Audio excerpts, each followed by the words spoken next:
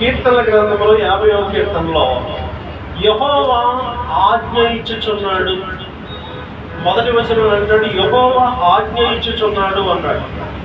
అదే మొదటి వచనంలో యెహోవా పిలుచుచున్నాడు, ఆయన ఆజ్ఞ ఇచ్చుచున్నాడు, ఆయన పిలుచుచున్నాడు.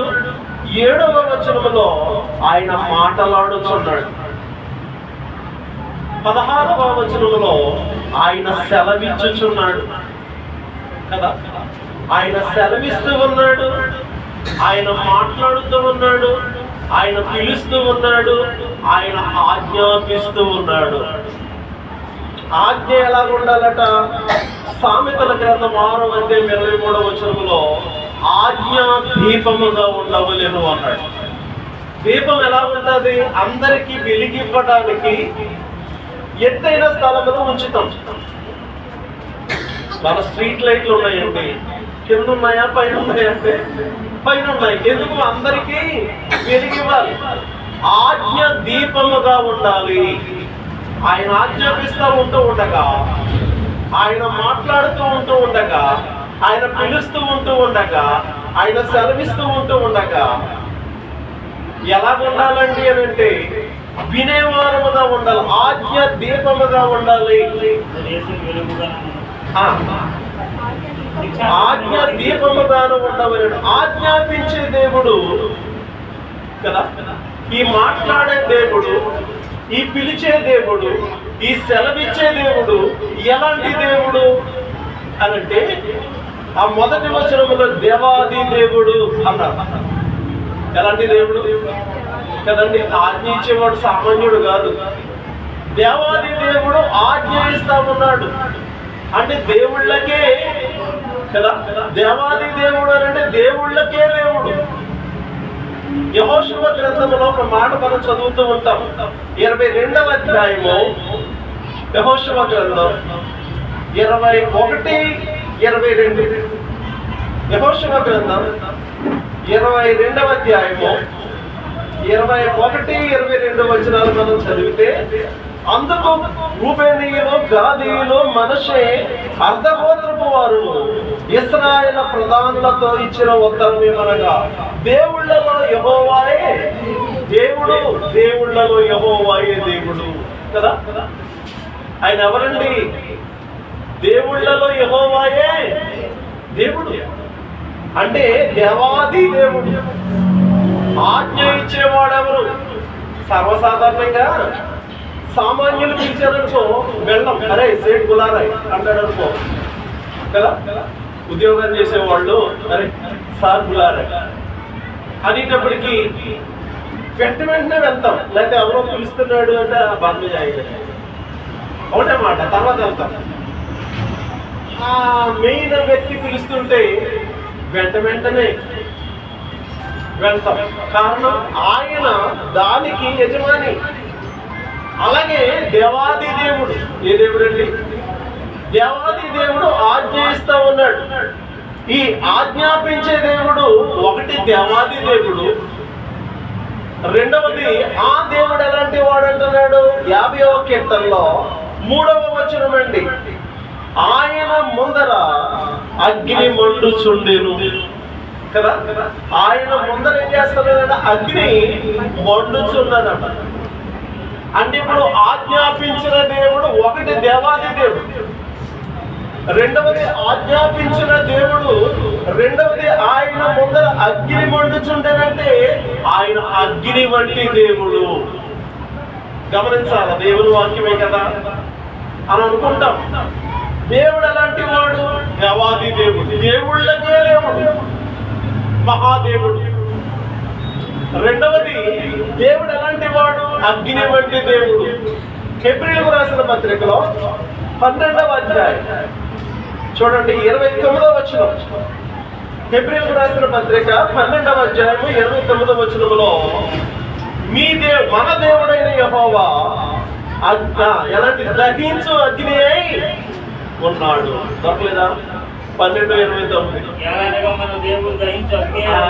కదండి. ఏలయనగా మన దేవుడు దహించు అగ్ని. ఆయన అగ్ని అయిన దేవుడు.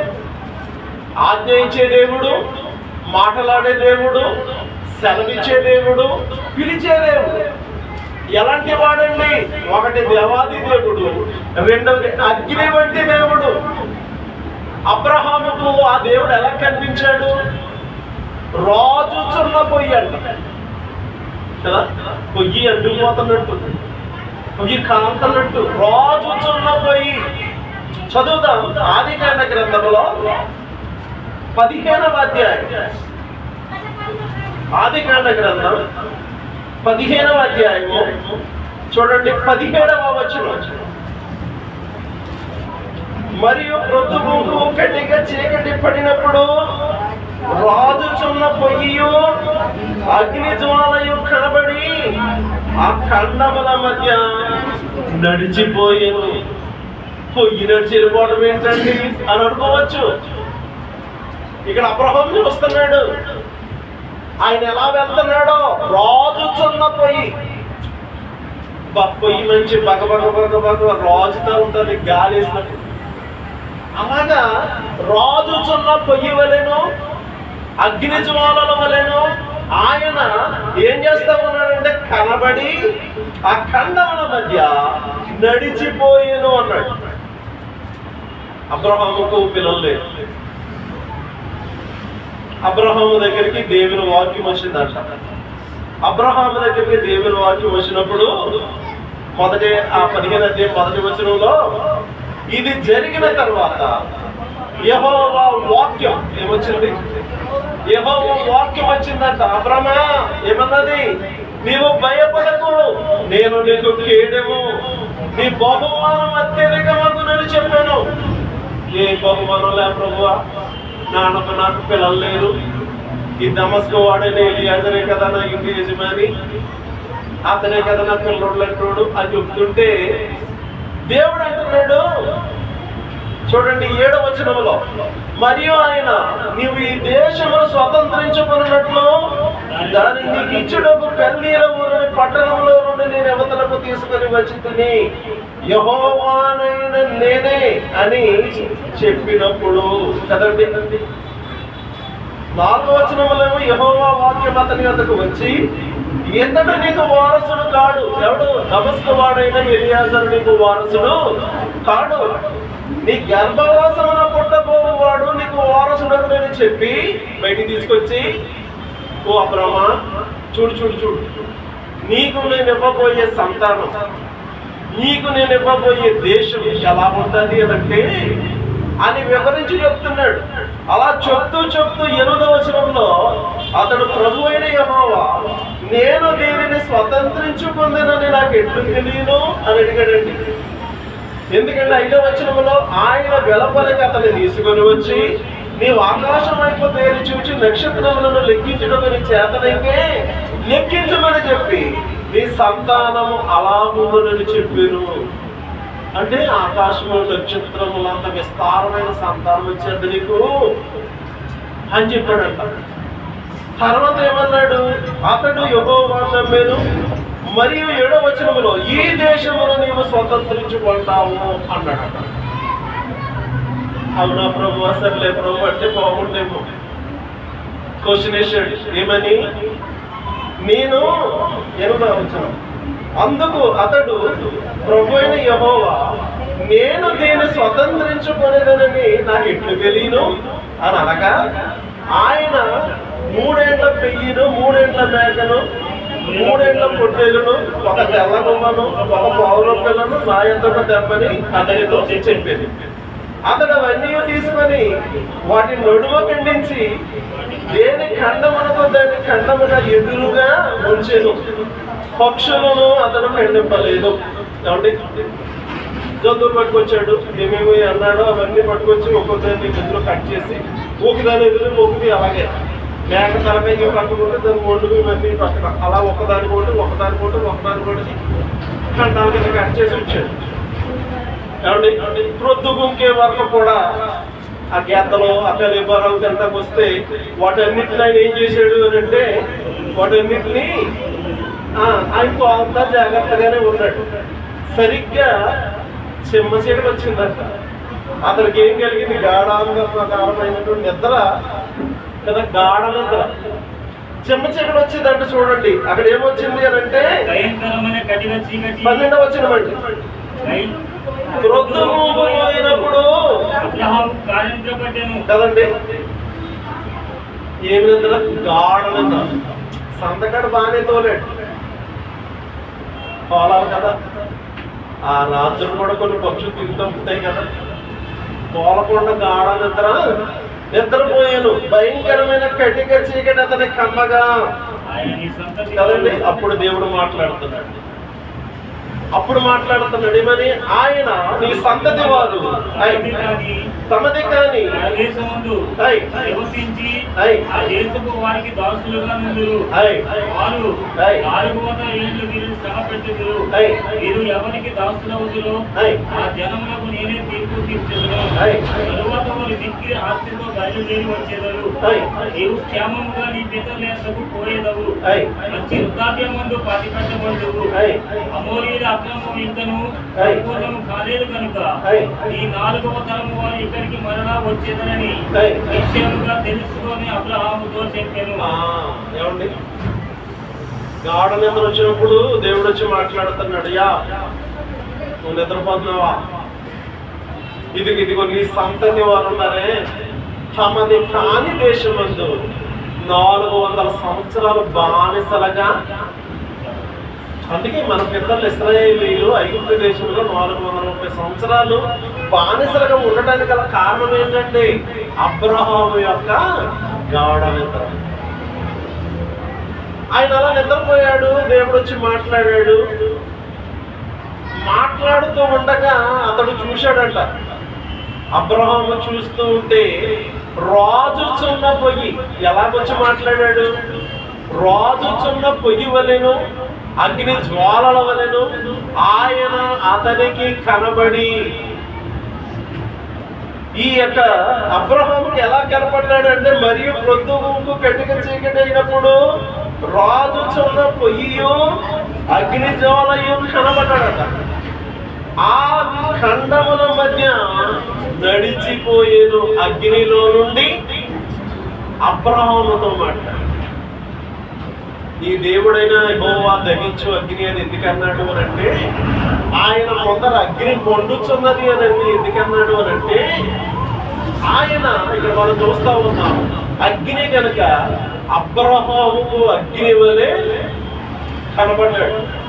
రాజుచున్న పోయి అగ్ని జ్వాలయు అతనికి కనబడాడు. మాట్లాడేవాడు ఎవరు అని చూశాడు అనమాట. మాట్లాడాడు ఇప్పుడు వరకనే నాతోను. ఆయన ఎలా ఉంటాడు అని చూస్తే అగ్నిలా ఉన్నాడు, అతనికి కనబడేను. కనుక నీ దేవుడని యెహోవా ఎలాంటి వాడండి అనంటే అగ్ని వంటి వాడు. మోషేకు కూడా ఎలా కనపడ్డాడు? అగ్ని. నిర్గమాకాండ గ్రంథం 3వ అధ్యాయంలో 2వ వచనం చదువుదాం చూడండి. నిర్గమాకాండ గ్రంథం 3వ అధ్యాయము 2వ వచనం ఏమంటున్నాడు అక్కడ? ఒక పొద నడిమిని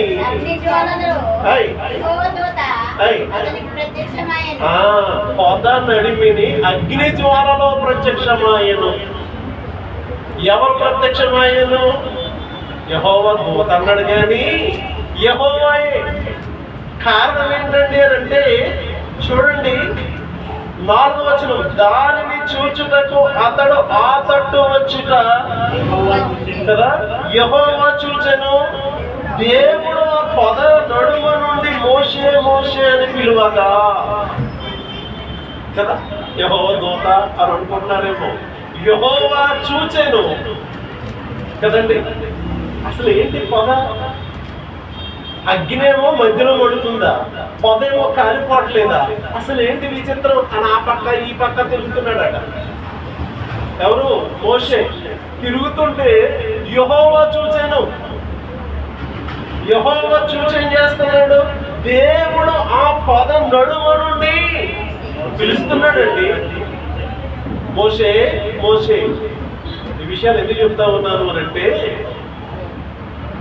పిలిచినవాడు, ఆజ్ఞ ఇస్తున్నవాడు, సెలవిస్తున్నవాడు, మాట్లాడుతున్నవాడు ఎవరండి అని అంటే ఒకటి దేవాది దేవుడు, దేవుళ్ళకే దేవుడు. ఈవేళ క్రైస్తవుల్ని ఏదో సువార్థికుల్ని పాస్టర్లకి ఎందుకు చెప్పేస్తున్నారు?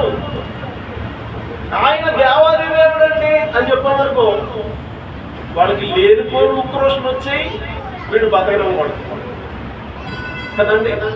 కాబట్టి ప్రియులారు ఆలోచన చేయండి, ఆయన ఎవరండి అని అంటే దేవాది దేవుడు. ఆయన ఇంకెలాంటి వాడండి అని అంటే ఆయన అగ్ని వంటి దేవుడు. మూడవది ఇంకెలాంటి దేవుడు అండి ఆయన ఆలోచన చేస్తే కీర్తన గ్రంథంలో 50వ కీర్తన 6వ వచనంలో దేవుడు ఏమై ఉన్నాడు అని అంటే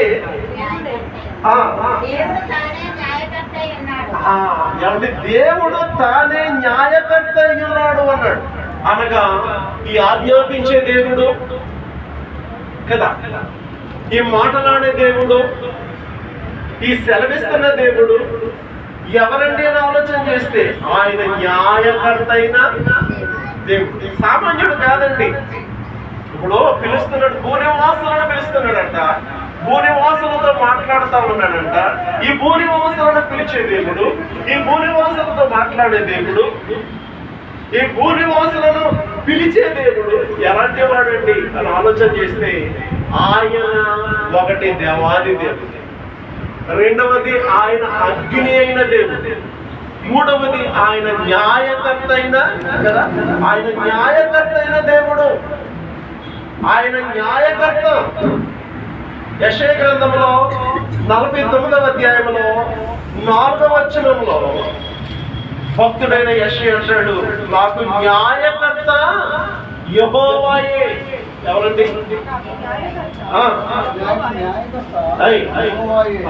చాలండి, నాకు న్యాయకర్త, ఆయన న్యాయకర్త. యోబు గ్రంథములో 9వ అధ్యాయం చూడండి. యోబు గ్రంథం 9వ అధ్యాయము 15వ వచనం, న్యాయకర్త అని నేను ఆయనను బ్రతిమాలుకొనదగును. ఏమని? న్యాయకర్త అని నేను ఆయనను బ్రతిమాలుకొందును అన్నాడు. ఆయన న్యాయకర్త. కంటి చూపును బట్టి ఆయన న్యాయము తీర్చడు, వినుదానిని బట్టి కదా ఆయనకి న్యాయం తెలుసు. ఆయన న్యాయకర్త. ఈ ఆజ్ఞాపించే దేవుడు, ఈ మాటలాడే దేవుడు, ఈ సెలవిచ్చే దేవుడు ఎలాంటి వాడండి అని అంటే న్యాయకర్త అయిన దేవుడు. 3 విషయాలు చెప్పుకున్నాం. ఒకటి దేవాది దేవుడు, రెండవది అగ్ని అయిన దేవుడు, మూడవది న్యాయకర్త అయిన దేవుడు. మరి 4వది సర్వసంపన్నుడైన దేవుడు. కీర్తనలో కానీ ఏదో కానీ చదువుతున్నప్పుడు మనం ఎవడో తరిమిపోతున్నాడు చదివేమో, ఎవరో తరుముకురాదు, ఆపకుండా క్వశ్చన్ ఉండాలి, ఎవరు, ఎక్కడ, ఎందుకు, ఎప్పుడు కదా. అప్పుడే దానిని ధ్యానించేవాడు. You have to take the time to read the Bible. Bible చదవటానికి ఓ సమయాన్ని ఏర్పాటు చేసుకో. అడవిడిగా ఆ పప్పు ఉడికి వరకు చదివేద్దాం అది కాదు, ఆ తర్వాత తాలింపు పెట్టేద్దాం, మధ్యలో మేనేజ్లోకి సరిపోయి తాలింపు అది కాదు. టైం తీసుకో, కొంత టైం, 15 నిమిషాలు తీసుకో. ఓ 2 అధ్యాయాలు చదువుకో, నెమ్మదిగా చదువుకో, కంగారు పడవద్దు. అప్పుడు నీకేమవుతుంది? అర్థమవుతుంది. పూర్వకాలం ఈ ముంబై నుంచి ఉత్తరం రాసేవారు ఊర్లో ఉన్న భార్యలకి కానీ పిల్లలకి కానీ. ఇక్కడి నుంచి వాళ్ళు కూడా వీళ్ళకి లెటర్లు రాసేవారు.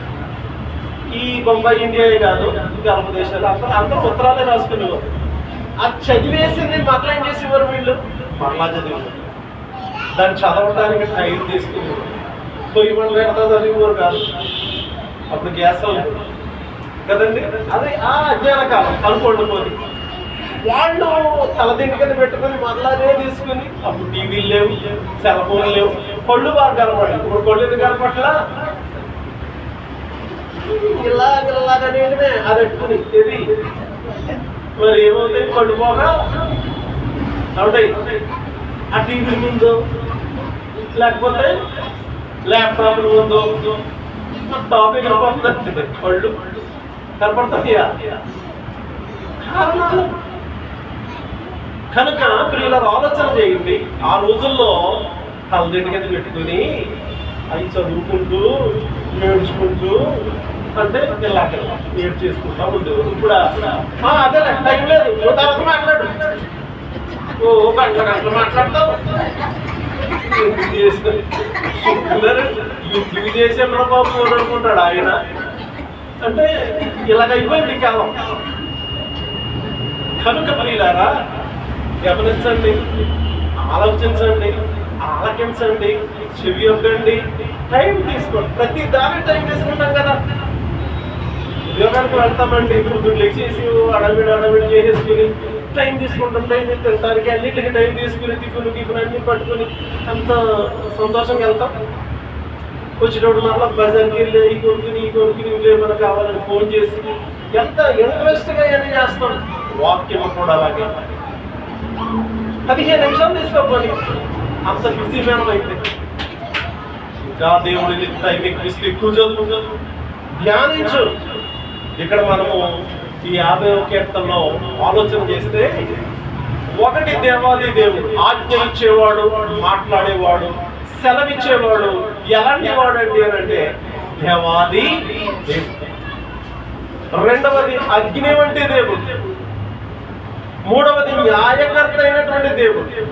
నాలుగవది సర్వ సమృద్ధి కలిగిన దేవుడు, లేక సర్వ సంపన్నుడైన దేవుడు. ఎలాగంటున్నారండి సర్వ సంపన్నుడైన దేవుడు అని అంటే 10వ వచనం చదవండి. 50వ కీర్తన 10వ వచనం. అడవి మృగములన్నిటినీ, 1000 కొండల మీద పశువులన్నిటినీ నావే. మీరేంటి అనుకుంటున్నారు? అడవి మృగాలు అడవుల్లో అంటే ఎన్ని అడవులు ఉన్నాయి? ఒక భారతదేశంలోనే చాలా అడవులు ఉన్నాయి. మరి విదేశాల్లో కనుక అంటున్నాడు ఆయన 10వ అడవి మృగములన్నీ, 1000 కొండల మీద పశువులన్నీ నావే కదా. నావి మీరేంటనుకుంటున్నారు? నావే కదా. కొండలలోని పక్షులన్నింటినీ నేను ఎరుగుదును. చూడండి పక్షులు వెళ్ళిపోతాయి అనుకుంటాం, అవన్నీ కూడా దేవుడు ఎరుగుతాడంట. బైబిల్ చెప్తుంది వాటన్నిటినీ నేను ఎరుగుదును. పొలములోని పశువాదులు నా వశమై ఉన్నవి. ఇక కంప్లీట్ గా ఏమన్నాడు? లోకమును దాని సంపూర్ణతయు కదా. లోకమును దాని సంపూర్ణతయు నావేని మాట్లాడుతూ ఉన్నాడు. లోకమా నాదే, అడవి మృగాల నావే, ఏమండి ఆకాశంలో ఎగిరి పక్షులన్నీ నావే, 1000 కొండల మీద పశువులన్నీ నావే. ఇప్పుడు నావే నావే నావే అంటే ఆయన ఎవడు? సర్వ సమృద్ధి కలిగిన వాడు, సర్వ సంపన్నుడు, ఐశ్వర్యవంతుడు. ఆయన ఆజ్ఞ ఇస్తా ఉన్నాడు, ఆయన మాట్లాడుతూ ఉన్నాడు. అన్ని నావే నావే నావే అని మాట్లాడుతూ ఉన్నాడు. ఏమని మాట్లాడుతూ ఉన్నాడు అని అంటే 50వ కీర్తన 1వ వచనం. రమ్మని ఏం చేస్తున్నాడు? దేవాది దేవుడని యెహోవా ఆజ్ఞించుచున్నాడు. తూర్పు దిక్కు మొదలుకొని పడమటి దిక్కు వరకు భూనివాసులను రమ్మని ఆయన రమ్మని పిలుచుచున్నాడు. ఎక్కడ నుండి ఎక్కడికి? తూర్పు దిక్కు మొదలుకొని పడమటి దిక్కు వరకు ఉన్న భూనివాసులందరినీ కూడా రమ్మని పిలుచుచున్నాడు కదా. మనం పాడతాం, రమ్మనుచున్నాడు నిన్ను ప్రభు యేసు, వాంఛాతో తన కరము చాపి రమ్మనుచున్నాడు. ఆయన రమ్మంటున్నాడు. మనం పాడతాం కానీ వెళ్ళం. అంతేనా? పిలిచేవాడు ఎవరో చెప్పుకున్నాం.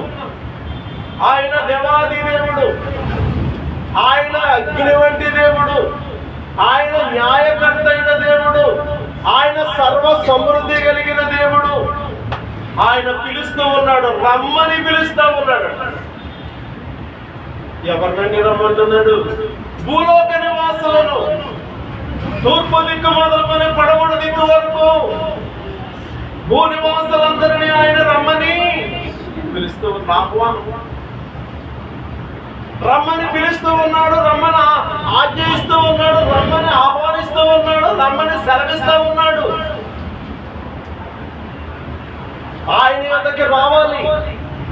ఆయన యొద్దకు వస్తే మనకేముంది?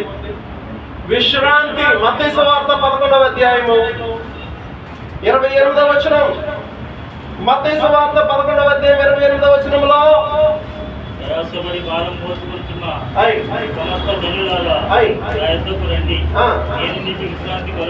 చాలండి, నా యొద్దకు రండి, ప్రయాసపడి భారం మోయించిన సమస్త జనులారా. ఏ జనులు? సమస్త జనులు. తూర్పు దిక్కు మొదలుకొని పడమటి దిక్కు వరకు భూనివాసులందరినీ ఆహ్వానిస్తూ ఉన్నాడు, భూనివాసులందరినీ పిలుస్తూ ఉన్నాడు. ఆయన వద్దకు వస్తే విశ్రాంతి ఉంది. ఎందుకు వెళ్ళాలండి అని అనుకుంటున్నారా? లోకములో మనకు సమాధానం లేదు, లోకములో మనకు నెమ్మది లేదు, లోకములో మనకు విశ్రాంతి అనేది లేదు. ఎటు చూసినా భయంకరమైన విషయాలే. దేవుని యొద్దకు వస్తే దేవుని గురించిన జ్ఞానం, దేవుని యొద్దకు వస్తే దేవుడు మాట్లాడుతూ ఉన్నాడు, నా యొద్దకు రండి, నేను మీకు విశ్రాంతి కొరకు చేసేది. ఆజ్ఞ ఇస్తున్నాడండి. ఎందుకు ఇస్తున్నాడండి? ఎవరికి ఇస్తున్నాడండి? అవసరం. ఆయన ఆజ్ఞయిస్తూ ఉన్నాడు. ఎవరికి ఇస్తున్నాడు? భూనివాసులకు ఇస్తా ఉన్నాడు. ఎందుకు ఆజ్ఞయిస్తున్నాడు అంటే, నా యొద్దకు రండి, నేను మీకు విశ్రాంతి కలుగ చేసేదను. రెండవది ఎందుకు రమ్మంటున్నాడు అని అంటే, యెషయా గ్రంథం 55వ అధ్యాయం. యెషయా గ్రంథం 55వ అధ్యాయము చూడండి, 3వ వచనం. చెవియొగ్గి నా యొద్దకు రండి, మీరు బ్రతుకుదురు. కదండి, నా యొద్దకు రండి, మీరేమవుతారు అని అంటే బ్రతుకుదురు. ఆయన యొద్దకు వస్తే మనమేమవుతామంట? బ్రతుకుతాం. అది శరీర సంబంధమైన బ్రతుకైనా, ఆత్మ సంబంధమైన బ్రతుకైనా ఆయన యొద్దకు వస్తే మనమేమవుతామండి? బ్రతుకుతాం. ఆయన యొద్దకు రావాలి. కొన్నిసార్లు కొన్ని వ్యాధులు లేక కొన్ని ఇబ్బందులు మనకు కలిగినప్పుడు, నేను బ్రతుకుతానా అనే సందేహం. ఏ సందేహం? నేను బ్రతుకుతానా? నా మట్టుకు నేను గత కాలంలో కొంత బలహీనత కలిగినప్పుడు, డాక్టర్ గారు చాలా మంచి ఆయనండి. ఆయన పేరు రవికుమార్ గారు. ఆయన చాలా మంచి డాక్టర్ అయితే కానీ నాతో చాలా బాగా మాట్లాడేవాడు. ఆయన్ని క్లోజ్ అంటే రోజు వచ్చేవారు, 2 సార్లు వచ్చేవారు. శామ్యూల్ గారు ఎలా ఉన్నారండి అని అడిగేవారు. క్లోజ్గా ఉండటం బట్టి ఓ రోజు అడిగారు, డాక్టర్ గారు చెప్పండి అంటారు. చాలా చాలా చక్కగా మాట్లాడతారు. నేను పలానా కదా అని చెప్పేసి ఏ మాత్రం గర్వం లేదు. ఆయన అడిగితే నేను అసలు బ్రతుకుతానంటారండి. ఇక్కడో పైపు అక్కడో పైపు అక్కడో పైపు ఏంటి, పైపులు ఏంటి, నేనేంటి, అసలు అన్నం కూడా అనట్లేదు, అసలు నాకే డౌట్గా ఉందండి అని అడిగితే, ఏం కాదండి, మీరు అలా ఉండండి, బ్రతుకుతారు అని ఇవ్వడండి. ఇప్పుడు నాకు బాధ అనిపించిన అడిగివ్వండి.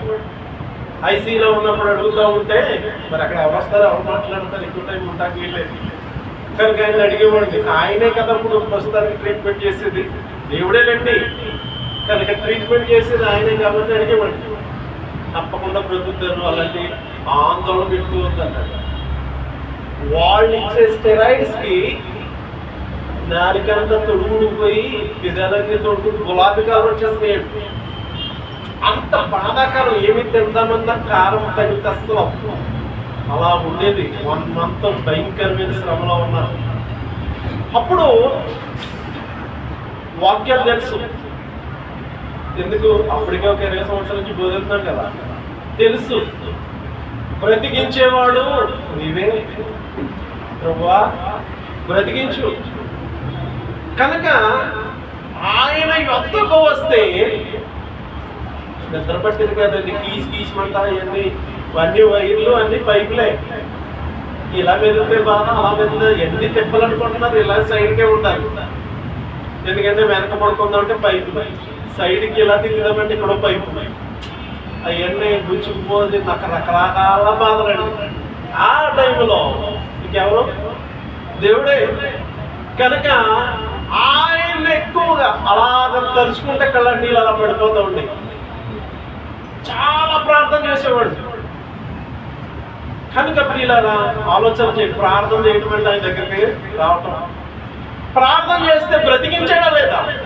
ఇప్పుడు మాట్లాడగలుగుతున్నాం కదండి, చెప్పగలుగుతున్నాం కదండి, పాడగలుగుతున్నాం కదండి. ఆ మధ్యలో కొంతకాలం అంటే ఎనర్జీ లేదు, ఇప్పుడు వచ్చింది. ఏమండి వీళ్ళు చెప్పండి. అంటే అనుకున్నాము గారు, బాబోయ్ మీ స్వామిని ఎంతకాలం అయింది పాస్టర్ గారు అని చెప్పి ఫోన్ చేసి, అంటే 2 నెలలు మాటలు ఇవ్వండి, ఫోన్ ఇవ్వలేదు. అలాంటి కఠినమైనటువంటి శ్రమలో దేవుని దగ్గరే ఉన్నాం. అనునిత్యం ఎవరు వచ్చినా సార్ ప్రార్థన చేయండి, ప్రార్థన చేయండి, ప్రార్థన చేయండి అంతే. అలాగ అందరూ ప్రార్థించారు, నేను ప్రార్థించాను. దేవుడు ఏం చేశాడు అని అంటే బ్రతికించాడు. ఇక్కడ అదే అంటున్నాడు ఈ యొక్క యెషయా గ్రంథం 55:3 చెవి యొగ్గి నా యొద్దకు రండి మీరు బ్రతుకుదురు. ఆయన యొద్దకు వస్తే విశ్రాంతి ఉంది, ఆయన యొద్దకు వస్తే బ్రతుకుతాం. ఇర్మియా గ్రంథంలో మరొక మాట 3వ అధ్యాయం చూడండి 22వ వచనం అండి. ఇర్మియా గ్రంథం 3వ అధ్యాయం 22వ వచనంలో రండి మీ అవిశ్వాసమును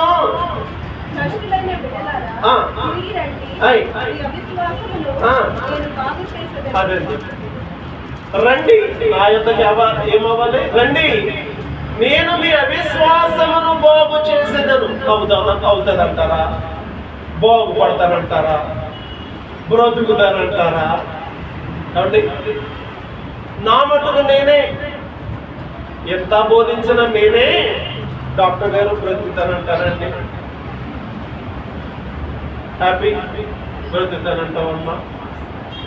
నీకు ఏం కదలాడాడని నా ముందే నీదంట అనేది అవతల ఏడ్చింది పిల్లలు కదండి. అంటే ఆలోచన చేయండి, బ్రతకాల ఆయన అంతకు రావాలి. డౌట్ బ్రతుకుతానంటావమ్మా, ఇన్ని ఇంజక్షనాలు చేసేస్తున్నారు. ఆ సెలైన్ ఎప్పుడూ చూడలేదండి. అది ఎలాంటిదంటే దానికి ఒక క్లాత్ ఉండేది, అలా లైటింగ్ వెలుగు తగిలితే నల్లగైపోయేదట. వెలుగు తగలకూడదు. నేను ఎంతమందిని హాస్పిటల్ తీసుకెళ్ళాను ముంబై మహాపట్నంలో, ఎంతమందికి ఏదో చేసేవాడిని. నేనెప్పుడు చూడలేదు అలాంటిది. కానీ అక్కడ నాకు ఎక్కించినది ఎలాంటి అంటే సెలైన్ దానికి ఒక కవరు క్లాత్ అన్ని. ఆ నర్సు వచ్చి ఎలా అయితే చూసేది, ఇలా చిన్నగా ఎలా పెట్టుకుని ఇలా పెట్టి అదేంటమ్మా అని అడిగితే, అమ్మ అంకుల్ గారు ఆ వెలుగు చూడకూడదు, ఆ వెలుగు దగ్గర తగలకూడదు, లైటింగ్ వెలుగు తగలకూడదు, సూర్యరశ్మి అసలే తగలకూడదు అన్నారండి. 3500 ఒక్కటే అని చెప్తున్నాను. అంత హెవీ మెడిసిన్స్ పడతాయి. ప్రియులరా చెప్తా ఉన్నాను, డౌట్ వచ్చేది. ఆ డౌట్ లో నా విశ్వాసాన్ని ఏమో టెన్షన్ వాతావరణం దేవుడు బాగు చేశాడు. ఆయన వద్దకు వచ్చారు, దేవా బ్రతికించు. దేవుడు ఏం చేశాడు? బాగు చేశాడు. దేవుడు ఏం చేశాడు? బ్రతికించాడు. దేవుడు ఏం చేశాడు? విశ్రాంతినిచ్చాడు. నేనే మీ ముందు సజీవ సాక్ష్యం. నాకు విశ్రాంతినిచ్చాడు, నన్ను బాగు చేశాడు, నన్ను బ్రతికించాడు, నా విశ్వాసాన్ని కనుక ఆయన యొద్దకి రమ్మంటున్నాడు. దేవాది దేవుడు ఆజ్ఞయిస్తా ఉన్నాడు. భూనివాసులందరినీ రమ్మంటున్నాడు. తూర్పు దిక్కు మొదలుకొని పడమటి దిక్కు వరకు భూనివాసులు ఎంతమంది అయితే ఉన్నారో అంతమందిని ఆయన ఆహ్వానిస్తా ఉన్నాడు. ఎందుకు రావాలి, ఎందుకు రావాలండి అనంటే ఆయన యొద్దకు వస్తే విశ్రాంతి, ఆయన యొద్దకు వస్తే ఆయన మనలను బ్రతికిస్తాడు. ఆయన యొద్దకు వస్తే కొన్నిసార్లు భయంకరమైన శ్రమలో ఉన్నప్పుడు అవిశ్వాసం అనేది ఎక్కడో చోటు చేసుకుంటారు. ఏమో ఇలా అయిపోయింది, ఏమో ఏమో ఏమో అనే దానిలో బలపరిచి దాన్ని బాగు చేస్తాడు. రండి, మీ అవిశ్వాసమును నేనేం చేస్తాను, బాగు చేస్తాను. ఈ అగ్ని వంటి దేవుడు ఇంకేమంటున్నాడు? 50వ కీర్తన 14వ వచనం. దేవునికి ఏం చెల్లించాలంట? దేవునికి స్తుతియాగము చెయ్యుడి. మహోన్నతునికి కదండి, దేవునికి ఏం చేయాలంట? స్తుతియాగము చెల్లించాలంట, లేక స్తుతియాగము చేయాలంట, లేక స్తుతియాగం అర్పించాలంట. ఎందుకు స్తుతియాగం చేయాలండి అని అంటే 23వ వచనం చూడండి. 50వ కీర్తనలోని 23వ వచనంలో స్తుతియాగం అర్పించువాడు నన్ను మహిమపరుచుచున్నాడు. ఇంకేమన్నాడు? నేను వానికి దేవుని రక్షణ కనుపరచినట్లు వాడు మార్గము సిద్ధపరచుకుంటున్నాడు. స్తుతియాగం ఎందుకు చెయ్యాలండి కదా? ఎవరు చేయమంటున్నారు? దేవాది దేవుడు. ఎలాంటి దేవుడు? అగ్ని వంటి దేవుడు. ఎలాంటి దేవుడు? న్యాయాధిపతి అయిన దేవుడు. ఎలాంటి దేవుడు? సర్వ సమృద్ధి కలిగిన దేవుడు. అయ్యా స్తుతియాగం చెయ్యండి అయ్యా అంటున్నాడు. స్తుతియాగం ఎందుకండి అనంటే స్తుతియాగం చేస్తే ఆయనను మహిమపరిచినట్లు. ఆయన ఏం చేసినట్లు? ఆయనను మహిమపరిచినట్లు. కనుక స్తుతియాగము చెయ్యండి అంటున్నాడు. ఇంకేమంటున్నాడు? నేను వారికి రక్షణ చూపించినట్లు వాడు మార్గమును సిద్ధపరచు. మార్గాన్ని ఏం చేస్తా ఉన్నాడు ఆయన? ఈ రక్షణ మార్గమును చూపించేవాడు ఎవరు? దేవుడే. ఆ మార్గాన్ని సిద్ధపరచుకుంటున్నాడు ఎవరు?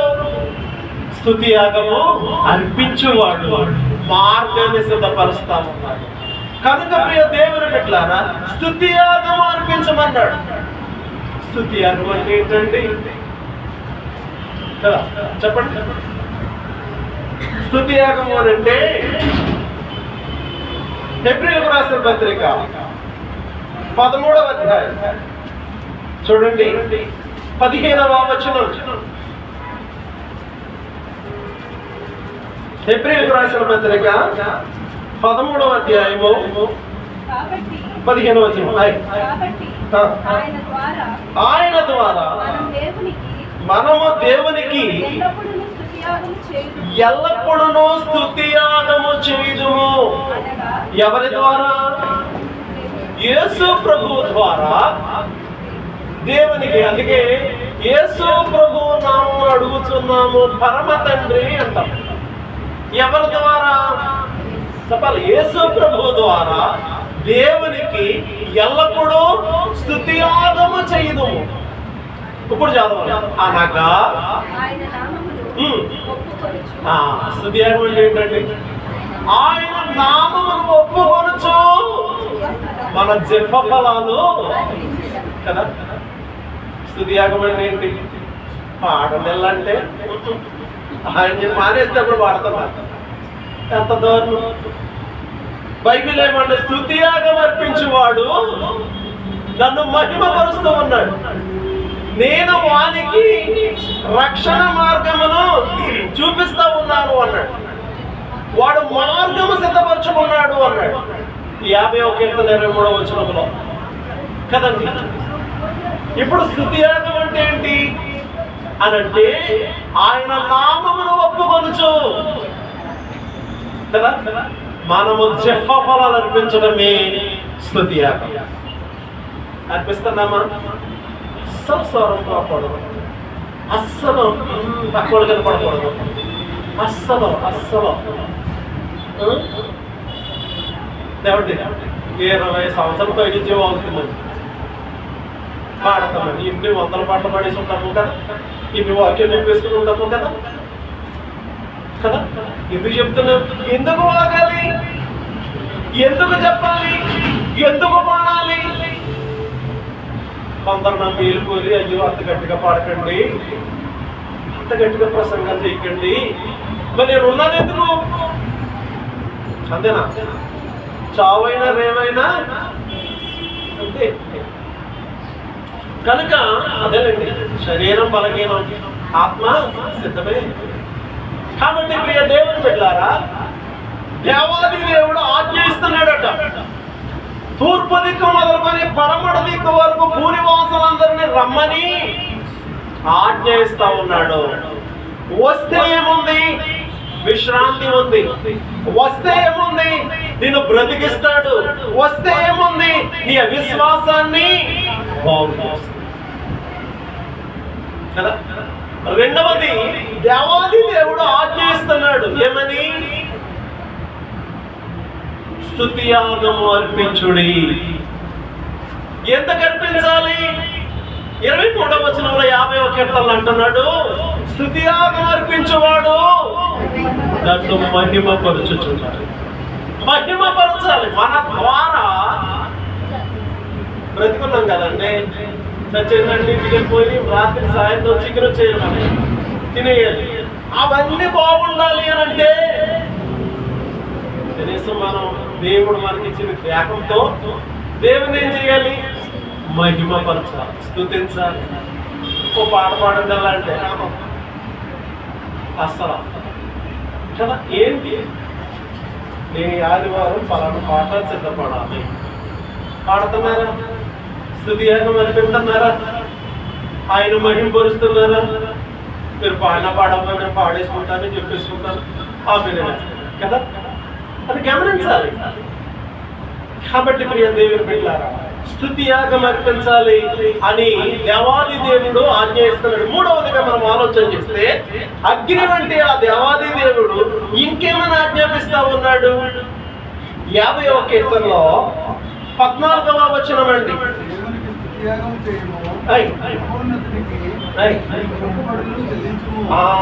ఏమండి? మహోన్నతునికి, మూడవది ఏంటి అంటున్నాడు దేవాది దేవుడు అని అంటే, మహోన్నతునికి నీ మొక్కుబడులు చెల్లించుము. చాలా మంది మొక్కుకుంటారు కదా, నాకు ఉద్యోగం వస్తే, నాకు వివాహం అయితే, నేను గల్ఫ్ వెళితే ఏంటంటే అనుకుంటారు, మొక్కుకుంటారు. మొక్కుకున్నదాన్ని ఏం చేయాలంట? చెల్లించుము. మహోన్నతునికి నీ మొక్కుబడులు చెల్లించుము అని చెప్తా ఉన్నాడు. చాలా మంది మొక్కుకుంటారు కానీ కదా, చాలా మంది మొక్కుకుంటారండి. మన చర్చిలో కాబట్టి దురాత్మతో బాధపడుతూ ఉండేది. అర్ధరాత్రి 1 గంటకు 12 గంటలకు ఫోన్ చేస్తే ఈమె ఆడమనిషి, ఈ బొంబాయిలో ఎవరో అంత రారు, ఎందుకు లేని భయం ఉన్నా, ఏమనుకుంటానని ఆందోళన ఉన్నా ఆ బైబిల్ పట్టుకుని వెళ్ళేవాడు. ఆ పవిత్రాత్మ విడిచిపెట్టడానికి ఇబ్బంది పెట్టిందండి. ఆవిడ ఇక్కడికి వచ్చి సాక్ష్యం చెప్తుందండి. అయితే పాస్టర్ గారు, నన్ను దేవుడు సహాయం చేస్తే ప్రతి సంవత్సరము క్యాలెండర్ ఏం చేస్తానంట. కాబట్టి ఇక్కడ నిలబడి సాక్ష్యం చెప్పింది. 1 సంవత్సరం వేయించాలి, మరలా సంవత్సరం క్యాలెండర్ వేయించాలి ఏమో అని చర్చే మానేస్తుంది. అవసరమా? నేను వేయించుకోలేనా? కాబట్టి అంటే చెప్తున్నాను, 10,000 ఎంత ఖర్చు పెట్టుకోలేమా? దేవునికి మొక్కుబడులు చెల్లించాలట. నువ్వు చెల్లించకపోతే దేవుడు ఏం చేస్తాడో తెలుసా? చదువుతాం దేవుని వాక్యములో నుండి. దేవుని మాటలు మనం విన్నాం. లేవీకాండ గ్రంథం 27వ అధ్యాయం 2వ వచనం. 27:2. లేవీకాండ గ్రంథం 27:2. ఒకడు మ్రొక్కుబడి చేసుకొనిన ఎడల వాడు యెహోవాకు దానిని చెల్లింపవలెను అన్నాడు. ఒకడు మ్రొక్కుబడి చేసుకుంటేనట దానిని యెహోవాకు చెల్లింపవలెను అన్నాడు. మ్రొక్కుబడి చేసుకున్న తర్వాత చెల్లించకుండా ఏదో నిజంలే నేను మనసులో అనుకున్నది ఎవడో తెలుసు అని లీడ్ చేస్తేనట. చూడండి, ద్వితీయోపదేశకాండ గ్రంథం 23వ అధ్యాయం 23వ అధ్యాయము 21వ వచనమండి. 23:21. నీ దేవుడైన యెహోవాకు మ్రొక్కుబడిన తరువాత ఆ మ్రొక్కుబడిని చెల్లించుటకు కదా ఏం చేయకూడదు? ఆలస్యం చేయకూడదు, తడువు చేయకూడదు. మ్రొక్కుకోకుండా ఉండటమే మంచిది. మ్రొక్కుకున్నావా దాన్ని చెల్లించడము తడువు చేయకూడదు. ఎందుకో తెలుసా? నీ దేవుడైన యెహోవా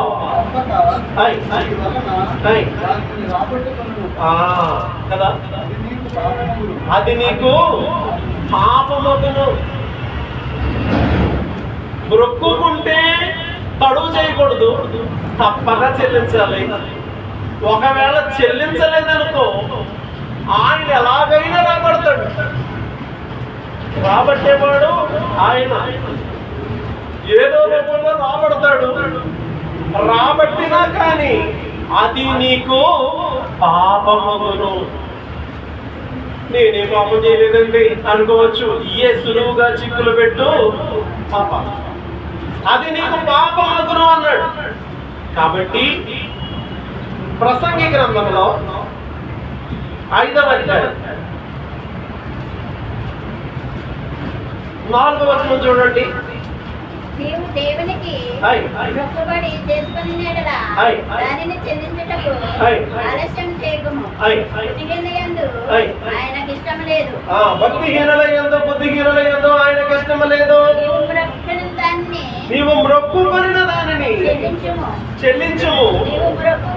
నీవు మ్రొక్కుకొని చెల్లింపకుండుట కంటే మ్రొక్కుకొనకుండుటయే మేలు. కదండి, మ్రొక్కుబడి దేవాది దేవుడు ఆజ్ఞిస్తున్నాడు. మ్రొక్కుబడులు చెల్లించుము. నీవు చెల్లించను అని అనుకుంటే మొక్కుకోకుండడమే మేలు. నాకు ఫలానా జరిగితే నేను దేవునికి ఫలానా ఇస్తాను అని అనుకున్నావేమో, జరిగించాడు దేవుడు. నువ్వు చెల్లించలేదు కనుక ఎలాగైనా రాబడతాడు. రాబట్టాడులే ఇచ్చేస్తాంలే అనుకుంటే కాదు, అది నీకు పాపమగును అన్నాడు. కనుక విశ్వాసమైన మనము చెల్లించాలి. బైబిల్లో చాలా మంది మొక్కుకున్నారు. ఉదాహరణ యాకోబు అన్నాడు కదా, ఏమన్నాడు? చదువుతాం అక్కడ ఆదికాండ గ్రంథం 28వ అధ్యాయం. ఆదికాండ గ్రంథంలో 28వ అధ్యాయంలో 22వ వచనం అండి. మరియు నేను నిలిపిన ఈ రాయి దేవుని మందిరమగును. మరియు నీవు నాకిచ్చే వ్యవస్థలో 10వ వంతు నిత్యంగా చెల్లించేదని మొక్కుకొని. ఏమండి, యాకోబు బయలుదేరి ఇంటి నుండి ఎక్కడికి వెళ్తున్నాడు? పద్దనరాము వెళ్తున్నాడండి. ఎందుకు వెళ్తున్నాడండి? అన్న ఏషావు అన్నాడు, నేను చెప్పేస్తానన్నాడు. ఆ సంగతి వాళ్ళ అమ్మ నిలబడ్డదని నాన్నకి చెప్పింది. ఇస్సాకు గారు పిలిచి రారా బాబు ఇటు అని చెప్పి యాకోబుని పిలిచిన తర్వాత వచ్చాడు. నీ అన్న నేను చెప్పేస్తానన్నాడు కాబట్టి నువ్వు అర్జెంట్గా బయలుదేరి పద్దనరాము వెళ్ళిపోవాలి మేనమామ దగ్గరికి అని పంపించాడు. ఇప్పుడు వెళ్తా ఉన్నాడు, మార్గంలో ఒక రాయి దొరికిందంట. దాన్ని తలదిండుగా చేసుకొని పడుకుంటే ఒక కళ కలిగింది. ఆ కళలో లేక దర్శనంలో ఒక నుంచుని భూమికి ఆకాశానికి వేయబడి ఉంది. దాని మీద దేవతలు ఎక్కుతూ దిగుతూ ఉన్నారు. ఇప్పుడు ఒక దర్శనం కనపడ్డారు.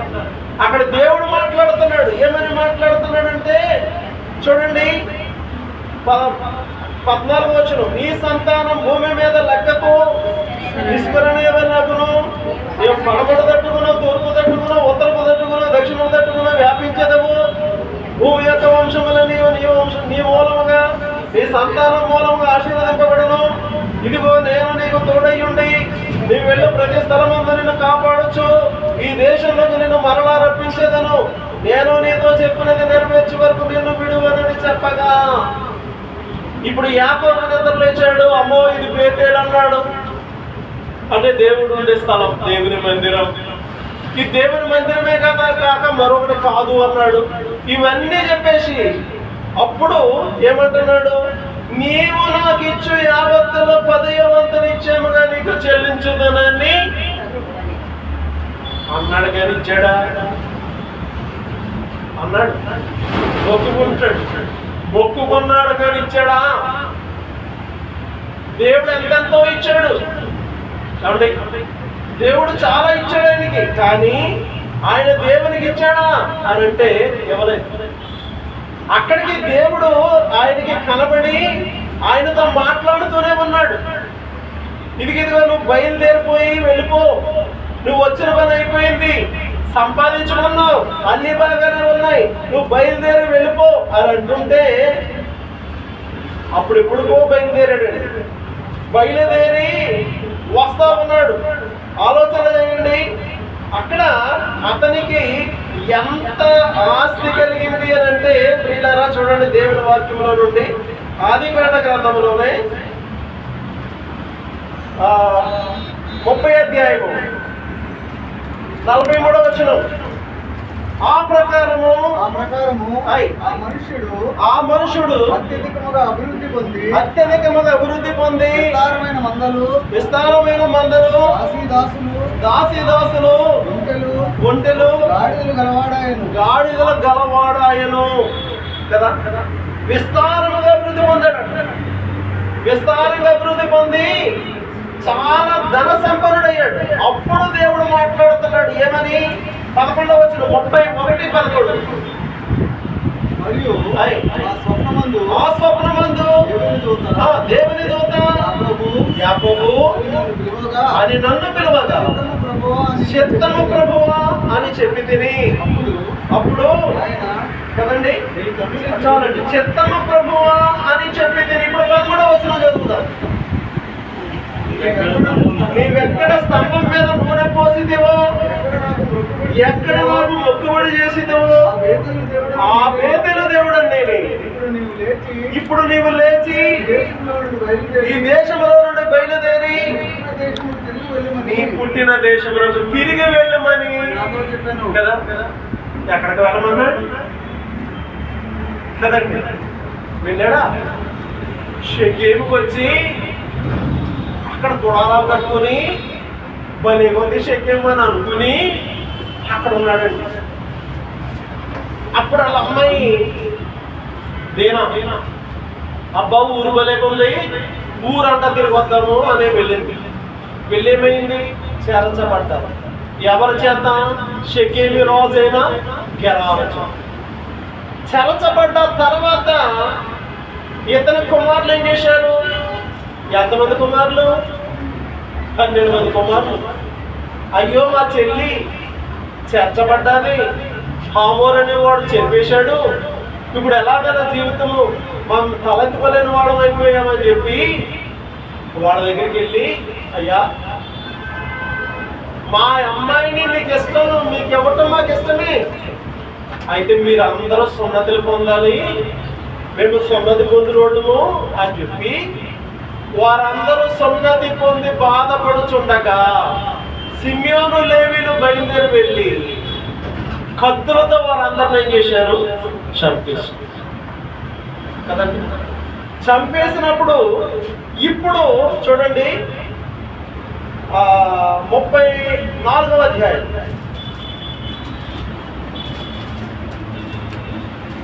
30వ వచనం. అప్పుడు యాకోబు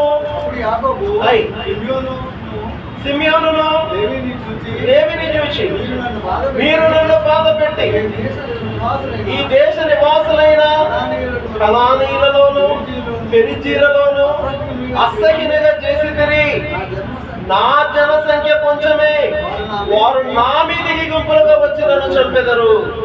నేను నా ఇంటి వారును నాశనముందుదని చెప్పాను. అప్పుడు వారు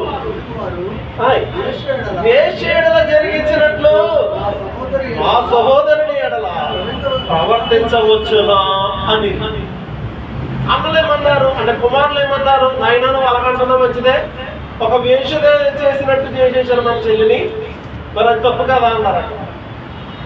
ఈయనేమన్నాడు, నా జనసంఖ్య తక్కువే, ఆ ఊరోళ్ళందరూ వచ్చి నన్ను చంపేస్తారు. మేము ఎలా చంపేస్తారా, నాకు చాలా మనోదుఖం కలిగి చేశారు రా బాబు అని అంటే,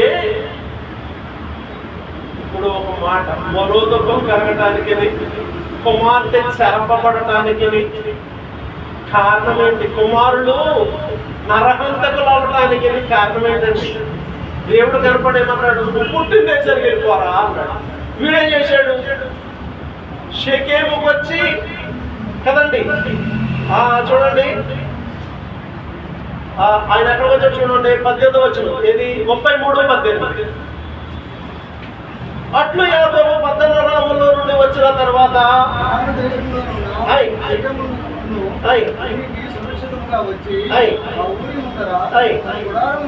కదండి, అవసరం అంటారా? అక్కడ మళ్ళీ భూమి కొన్నాడట. అక్కడ ఏం చేశాడు చూడండి, 19వ వచనం, మరియు అతడు తన గుడారములు వేసిన పొలం యొక్క భాగమును షెకేము తండ్రైన హామోను కుమారుల యొక్క 100 వరహాలకు కొని కదండి. అవసరం, దేవుడు ఎక్కడ కట్టించమంటున్నాడు? దేవుడు కట్టించవల్ల ఆయన మొక్కుకున్నది ఎక్కడ?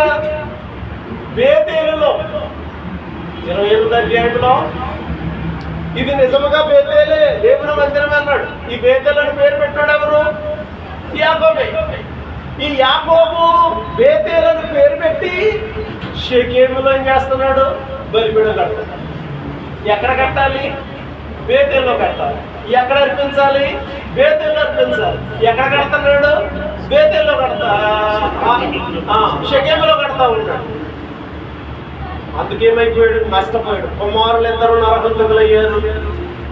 ఇతనికి ప్రాణభయం కలిగింది.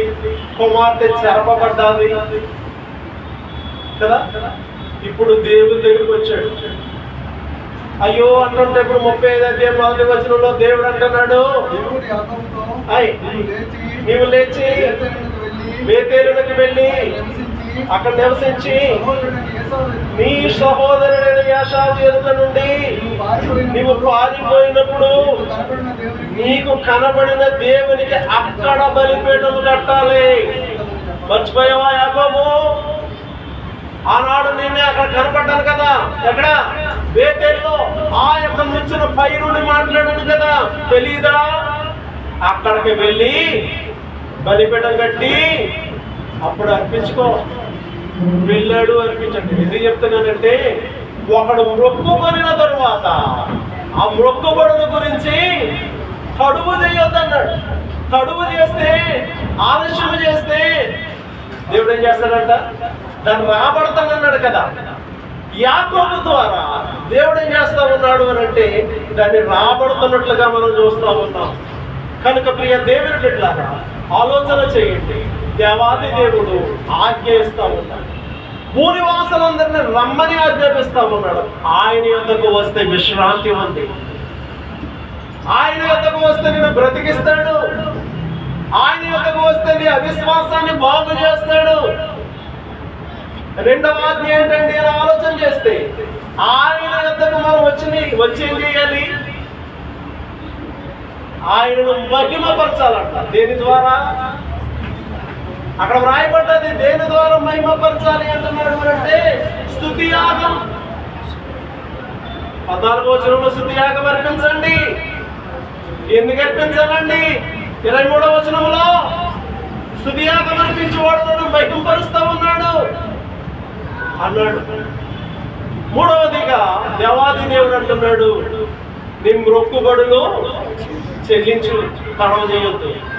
నాలుగవదిగా దేవాది దేవుడని యెహోవా ఏమంటున్నాడు, లేక న్యాయాధిపతి అయిన దేవుడు ఏమంటా ఉన్నాడు, లేక అగ్ని వంటి దేవుడు ఏమంటా ఉన్నాడు, లేక సర్వ సంపన్నుడైన దేవుడు ఏమంటా ఉన్నాడు అని ఆలోచన చేస్తే, నాలుగవదిగా ప్రియులారా చూడండి 50వ కీర్తన 15వ వచనం, ఆపత్కాలములో నీవు నన్ను గురించి మర్రపెట్టము, నేను నీకు కదా, ఆపత్కాలంలో నీవు నన్ను గురించి మొదలుపెట్టము, నేను నిన్ను విడిపించేదను, నీవు నన్ను మహిమపరచెదవు.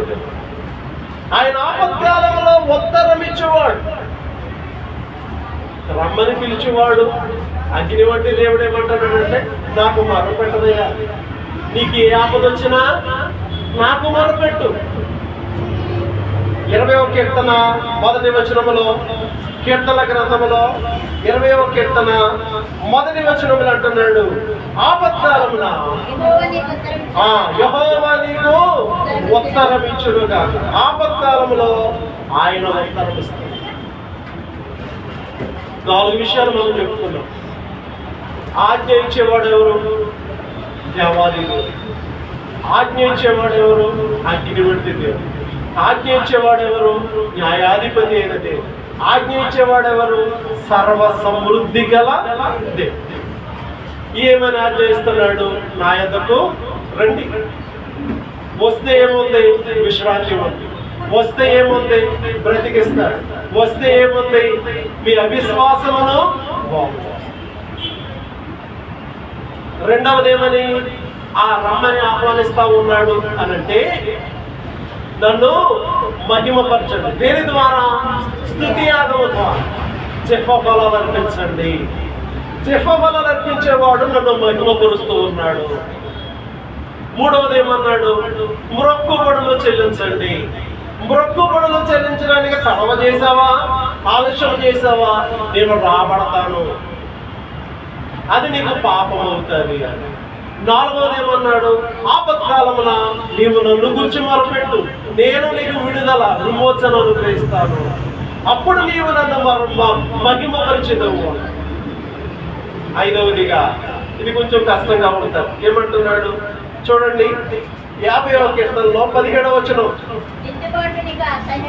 అదండి దిద్దుబాటు, దిద్దుకో కదా, దిద్దుబాటు నీకు అసహ్యము కదా.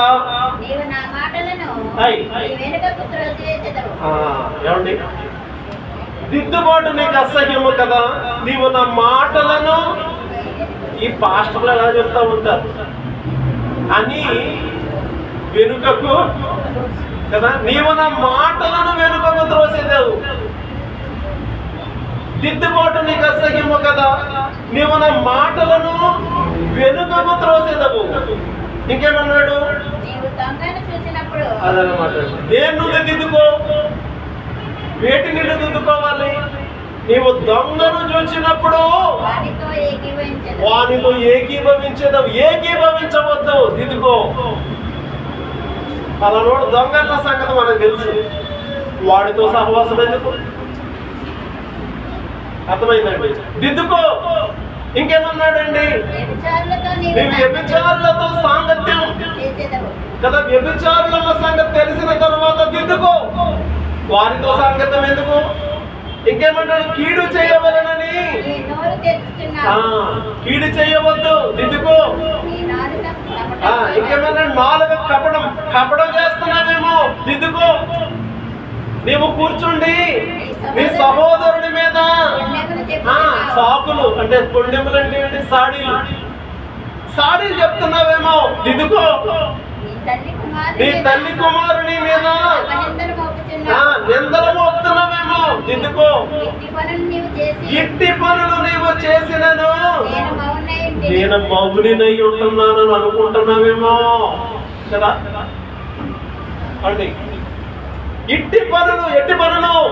వ్యభిచారులతో సాంగత్యము, దొంగలతో సాంగత్యము, పుణ్యములు చెప్పటము, ఏమంటే నిందలు మోపటము, ఇంకేంటో ఒక లిస్ట్ ఇచ్చాడు, కీడు చేయటము. ఇలాంటివన్నీ చేస్తున్నావేమో. పర్వాలేదు, నేను బాగానే ఉన్నానని అనుకుంటున్నావేమో.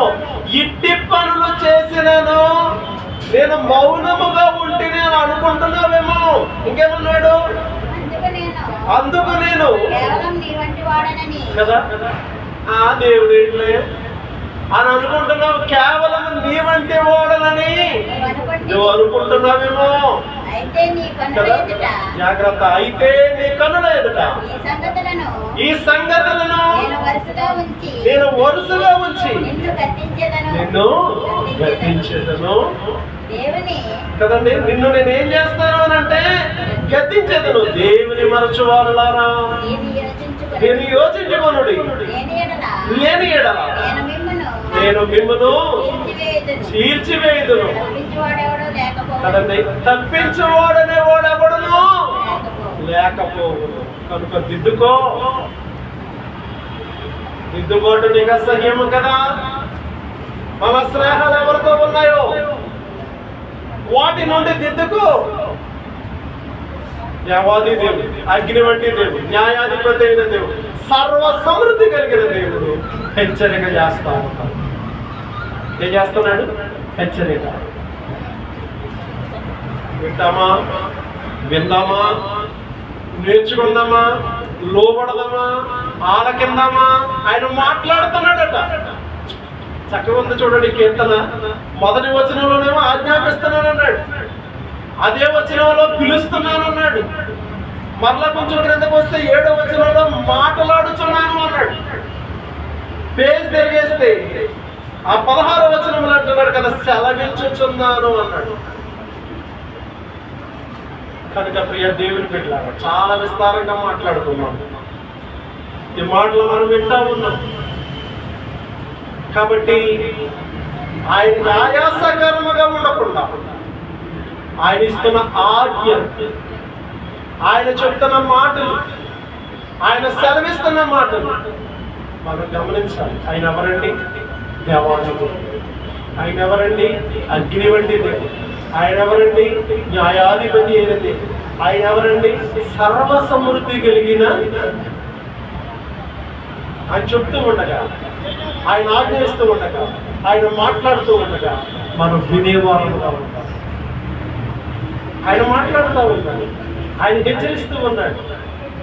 దిద్దుబాటు నీకు అసహ్యంలో కదా. దిద్దుకో, మొక్కుబడులు చెల్లించుకో, స్తుతియాగం అర్పించు.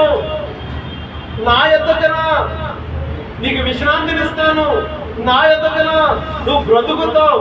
నా యొద్దకురా, నీ అవిశ్వాసం ఏమైనా ఉంటే దాన్ని నేను బాగు చేస్తాను.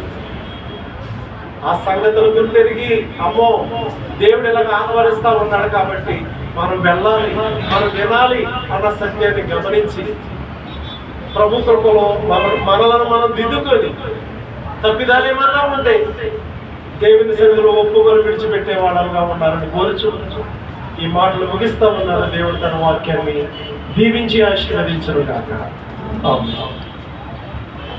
పరమ తండ్రిని పరిశుద్ధ నామానికి మా రాజాని ఇచ్చిన వాక్య సందేశం పరిశీలిస్తా ఉన్నాం. ఈ వాక్యాన్ని చక్కగా మాతో బోధిస్తా ఉన్నావు. నిన్ను మించిన బోధకుడు లేడు, నిన్ను పోలిన బోధకుడు లేడు.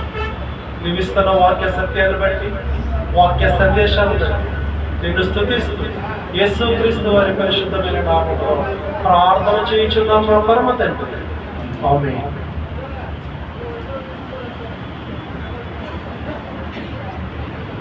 ప్రియులారా, దేవుడు